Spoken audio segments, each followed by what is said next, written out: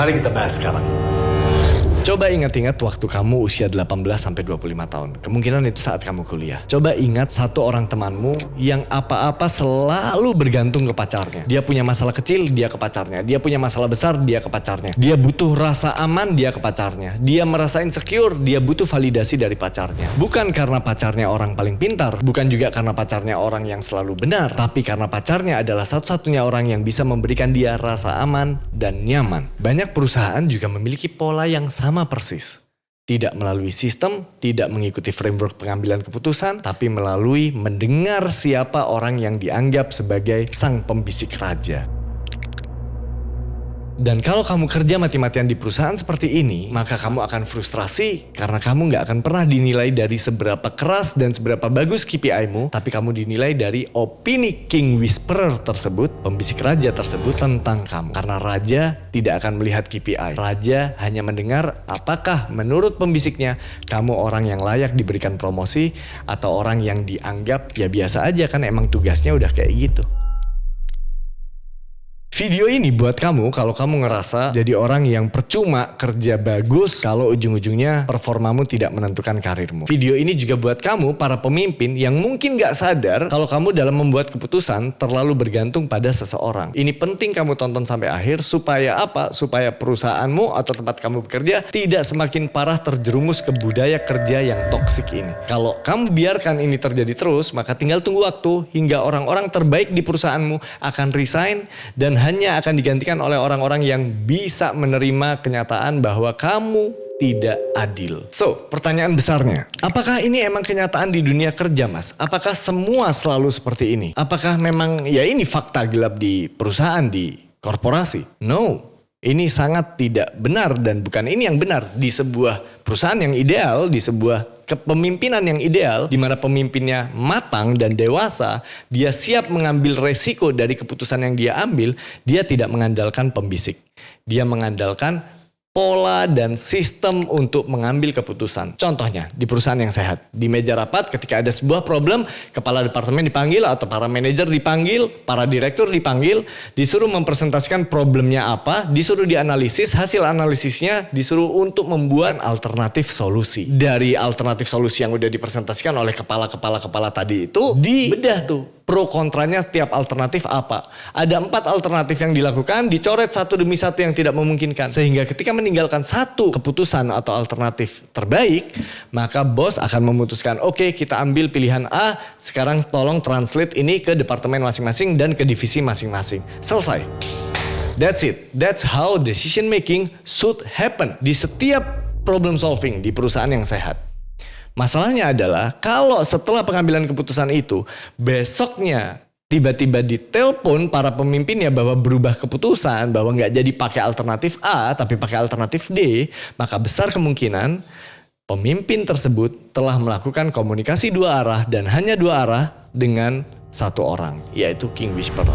Dan itu adalah tanda bahwa kamu tidak sedang bekerja di perusahaan yang sehat. Aku kasih contoh nyata. Aku pernah bekerja untuk sebuah perusahaan pada klienku gitu ya. Kita sudah melakukan decision making, kita sudah menggunakan framework decision making yang benar, rapat dengan para manajemen, dan diputuskan A yang akan dilakukan. Oke? Dan itu kebetulan adalah strategi yang kami rekomendasikan. Disepakati oleh semua head of department masing-masing. Tiba-tiba besoknya saya ditelepon secara pribadi oleh CEO-nya. Dia bilang, Mas, saya kok agak ragu ya sama yang A ini. Kok kayaknya ada gini ya Mas. Saya lebih mantep di C Mas. Gimana menurut Mas Hasan? Di momen itu saya tahu bahwa oke, pemimpin ini belum matang dan belum berani untuk mengambil resiko dalam sebuah pivot bisnis. Kalau kamu merasa di posisi yang sama, tenang aja, aku tahu bahwa marahmu itu valid, marahmu itu memang respon normal di situasi perusahaan yang tidak normal. Cuman aku mau bilang satu hal, kalau kamu kira hanya dengan marah-marah lalu selesai, maka kamu, sorry to say, you are pathetic. Kamu menyedihkan. Kenapa? Karena orang yang hebat, top future leader, dia harus memikirkan langkah selanjutnya adalah apa. Karena kebanyakan orang di sini dia salah memilih langkah. Setelah dia tahu, oh nggak beres nih, oh ternyata ada pembisik nih, oh ternyata ada anak emas nih. I understand, kemarahanmu valid. Dan ini bukan soal irilah, ini bukan soal baper, ini bukan soal mental yang lemah. Enggak. Kamu marah karena kamu tidak pernah benar-benar dinilai dari hasil kerja kerasmu. Tapi kamu dinilai dari opini seseorang yang bahkan bukan pemimpinmu sendiri. So, kemarahan ini valid, tapi aku mau mengatakan satu hal. Kalau kamu hanya mengandalkan marah, maka perusahaan akan terus berjalan dan tinggal tunggu waktu kamu akan ditendang. Problemnya yang paling sering dilakukan sama karyawan ketika dia merasa didiskriminasi oleh sang pembisik atau tidak disukai gitu ya dengan sang pembisik, dia akan melawan, dia akan membenci. Dia akan menyebarkan ke teman-temannya bahwa ternyata ini ada pembisiknya. Lucunya biasanya ketika seseorang yang mengalami masalah serupa ini, mengalami ketidakadilan ini, dia mulai ngobrol ke teman-temannya, lu tahu nggak gua nih gini, tapi dia dengerin pembisiknya, dia dengerin ini. Dia itu adalah pembisik loh. Semua orang ketawa. Kenapa? Karena semua orang sudah tahu. Kamu orang baru, kamu kaget. Kamu kira hal seperti itu tidak umum terjadi di sebuah perusahaan. Masalahnya adalah kamu membenci orang yang salah. Kemarahanmu itu jadi sia-sia. Karena pemimpin ini bukan bergantung pada sang pembisik. Pemimpin ini bergantung secara emosional kepada siapapun yang bisa dia gantungkan. The problem is not the King Whisperer. Karena ketika King Whisperer ini pergi teman-teman, trust me, akan ada orang lain yang menggantikan posisi dia. So, kamu jangan menggonggong ke pohon yang salah. Jadi apa sih yang terjadi pada bos kita? Apakah bos kita itu emang benar-benar gak kompeten dan dia menempati posisi yang tidak seharusnya dia tempati? No. Ini masalahnya jauh lebih dalam daripada itu. Ini adalah masalah psikologi. Ini adalah masalah insecurity dalam pengambilan keputusan. Pemimpin yang tidak matang, yang overwhelmed, yang lelah, dia tidak akan menggunakan sistem untuk mengambil keputusan. Alih-alih membuat sistem yang jelas, yang benar, yang agak ribet sedikit di awal, dia memilih jalan singkatnya. Aku memilih mendengarkan orang kepercayaanku. Now that's the fact. Yang salah di sini adalah ketidakdewasaan pemimpinmu. Di hubungan personal ini sering terjadi. Dalam pacaran gitu ya. Di organisasi ini terjadi pada pemimpin yang tidak kuat menahan tekanan, beban dari resiko atas salahnya keputusan yang mungkin diambil. Sehingga dengan mendengarkan orang kepercayaan, dia bisa meletakkan tanggung jawab moral dan tanggung jawab konsekuensi bisnisnya kepada sang pembisiknya. That's why sang pembisik sebenarnya menanggung beban yang sangat luar biasa besar. Cuman kamu tidak tahu itu, kamu hanya iri posisinya. Padahal kalau ditukar, aku pun tidak yakin aku mau berada di posisi yang sama. Sang pembisik itu the real king yang sebenarnya. Kalau kamu nonton Game of Thrones, coba tonton bagaimana ketika Tywin Lannister menjadi the real king. Bukan Joffrey Lannister, bukan si anak dangkal, bodoh, dan arogan ini yang benar-benar menjadi pemimpin. Pemimpinnya adalah Tywin Lannister. Dia adalah sang whisperer. Dia adalah tempat final call dibuat. So, kesimpulannya adalah permasalahan ini bukan di orang yang kamu anggap penjilat atau pembisiknya. Kesalahan ini adalah kesalahan sistemik. Di perusahaan yang seperti ini, bos nggak lagi cari siapa yang paling rajin.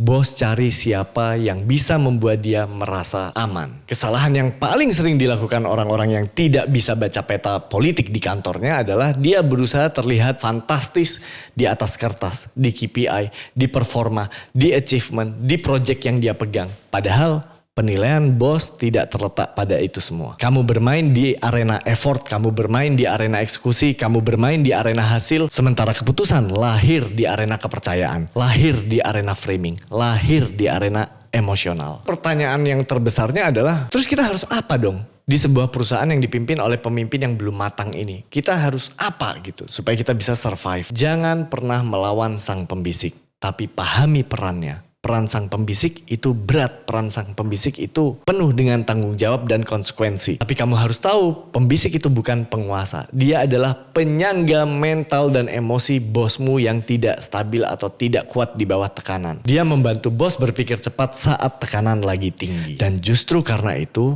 dia butuh orang yang dipercaya. Bukan orang yang drama, bukan orang yang emosional, bukan orang yang datang dengan kemarahan, tapi orang yang benar-benar bisa membantu pembisik bos sebagai pembisik-pembisiknya bos. Orang seperti apa yang bisa jadi pembisik dari pembisiknya bos? Orang yang membuat pembisiknya bos merasa hidupnya lebih ringan, merasa memiliki orang yang bisa diandalkan, merasa memiliki perpanjangan tangan, dan memiliki orang yang secara mental dan emosional stabil. Dan kamu perlu melakukan ini bukan untuk menjilat, bukan untuk mencari muka, tapi untuk mengamankan posisimu dan posisi perusahaan dari pengambilan keputusan yang bisa saja terlalu subjektif dari kacamata pembisiknya bosmu. Therefore, kamu bertugas memberikan data, memberikan fakta, memberikan masukan, memberikan argumen dengan sangat halus sehingga pembisik itu tidak sadar bahwa kamu telah mempengaruhinya in a good way. So that's the only way. Itu satu-satunya cara kamu bisa survive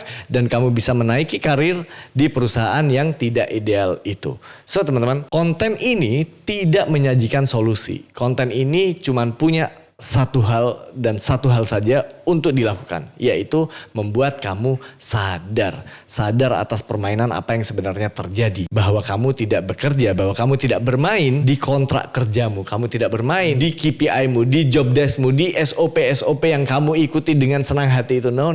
Kamu bermain di arena persepsi. Jadi setelah kamu sadar bahwa itu permainan yang sebenarnya, tugas kamu adalah memikirkan gimana caranya meningkatkan karirmu dan mendapatkan karir idealmu. Dan kalau kamu mau melakukan itu, kamu pengen punya karir ideal, kamu pengen benar-benar berjuang untuk mendapatkan karir impianmu, gaji impianmu, aku udah buatin cara yang tinggal kamu ikuti aja, sebuah mini assessment di websiteku yaitu acehumanresource.com. Linknya ada di bawah ini supaya kamu punya diagnosis apa yang harus kamu perbaiki dari cara kamu bekerja. Di situ kamu akan ikuti assessment 12 pertanyaan, lalu kamu ikuti assessmentnya dan kamu akan mendapatkan masalah ini sering terjadi karena apa, penyebab utamanya apa, bahayanya kalau nggak segera diatasi apa, dan ada langkah 90 hari ke depan untuk memperbaiki itu semua. Dan semuanya gratis, just klik link di deskripsi video ini. I hope your career goes well teman-teman. Thank you very much. Aku Hasan Askari, ketemu di konten berikutnya.